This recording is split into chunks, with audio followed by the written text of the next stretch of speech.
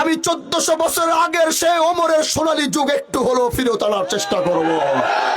আমি দেশের মানুষকে দেখিয়ে দিব হযরতে ওমরের রাজনীতি কেমন ছিল। হযরতে ওমর দিনের বেলা শাসক ছিল, রাতের বেলা জনগণের খাদেম ছিল। মুখ ঢেকে ওমর রাতের বেলা মানুষের জন্য খাবার নিয়েছে, মানুষের সমস্যা সমাধান করেছে। 1400 বছরের আগের সেই সোনালী যুগ আমরা কি পেতে চাই না? রাস্তা করব, ঘাট করব, এই করব, সেই করব, এই মিথ্যা প্রতিশ্রুতি আমি দিতে চাই না। রাস্তা করব মানে আবার কি? সরকার টাকা দিবে, রাস্তা আমার করতেই হবে। আমি কি আমার বাপের টাকা দিয়ে রাস্তা করব নাকি? আমি কি আমার দাদার টাকা দিয়ে স্কুল করব? তাহলে রাস্তা করে দিব, ঘাট করে দিব মানে কি? এগুলো সরকার বরাদ্দ দিবে, আমাদের সেইগুলো করতে হবে, এটা হচ্ছে কথা। কিন্তু আমি একটি কথা বলেছি, আমি হযরতে ওমরের সেই সোনালী যুগটা একটু আপনাদেরকে দেখাতে চাই। এটা আমার জীবনের একটা শেষ তামান্না। বিশ্বাস করেন ভাই, বিগত দিনে রাজনীতি আসি নাই, কিন্তু এই দেশের যত রাজনীতিবিদদের সাথে কথা বলেছিলাম, সবাইকে বলেছিলাম ভাই আপনাদের তো ক্ষমতা আছে, রাজনীতির ময়দানে এক একজন এমপি মন্ত্রী হয়ে বসে আছেন, পারলে একটি কাজ করেন, 4 খণ্ডে হযরতে ওমর বিন খাত্তাবের ইতিহাসের বইগুলো কিনে পারলে একটু পড়েন। ওমরের ইতিহাসগুলো পড়ে একটু রাষ্ট্রটা কিছুটা চালানোর চেষ্টা করেন। কিন্তু আজ পর্যন্ত দেখি নাই। সেদিন আসমানের দিকে তাকিয়ে বলেছিলাম, ও আল্লাহ, যদি তুমি কোনোদিন আমাকে দেশ ও রাষ্ট্রের জন্য কাজ করার সুযোগ দাও, আমি 1400 বছর আগের সেই ওমরের সোনালী যুগ একটু হলেও ফিরত আনার চেষ্টা করব। আমি দেশের মানুষকে দেখিয়ে দিব হযরতে ওমরের রাজনীতি কেমন ছিল।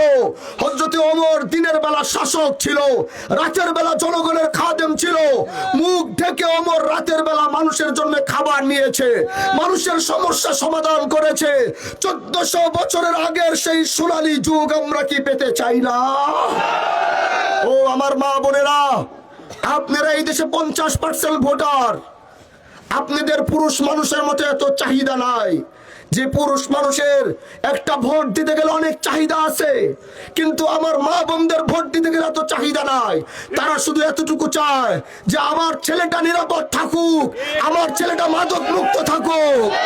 এটাই মা বোনদের চাওয়া। মা বোনরা একটু নিরাপত্তা চায়, তারা তাদের অধিকার নিয়ে কথা বলতে চায়, তারা তাদের সন্তানটাকে সঠিক রাস্তায় দেখতে চায়। আমি আমার সেই মা, আমার সেই বোন, আমার সেই খালা, আমার সেই চাচিদেরকে বলছি, আমি হানজালা আগামীতে নির্বাচিত হব কি হব না জানি না, কিন্তু আপনাদের সন্তানের নিরাপত্তা দিব, এটা ইনশাআল্লাহ নিয়ত করেছি।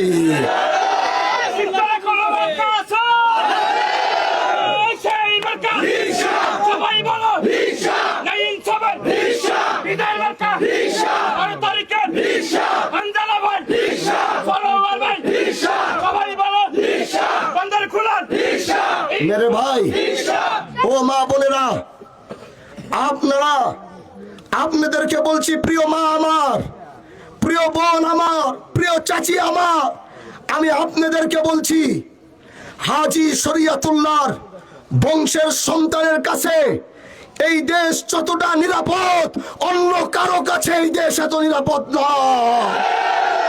এই মাটির জন্য আমার বংশ রক্ত দিয়েছে, জেল কেটেছে। এই মাটির সাথে 250 বছরের সম্পর্ক নিয়ে আমরা দাঁড়িয়ে কথা বলছি। এই জন্য হানজালা না যে নিরাপত্তা দিতে পারবে, অন্য কেউ সেই নিরাপত্তা দিতে পারবে না।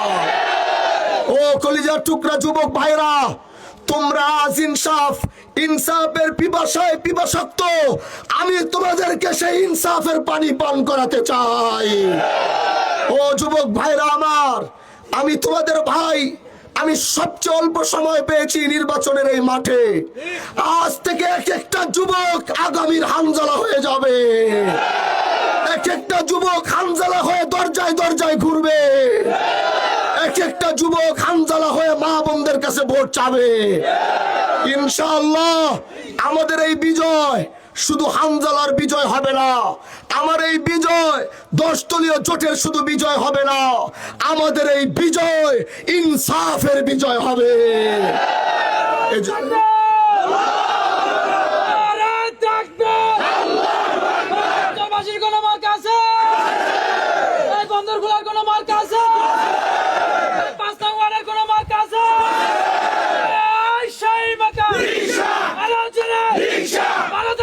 Risha! ভাই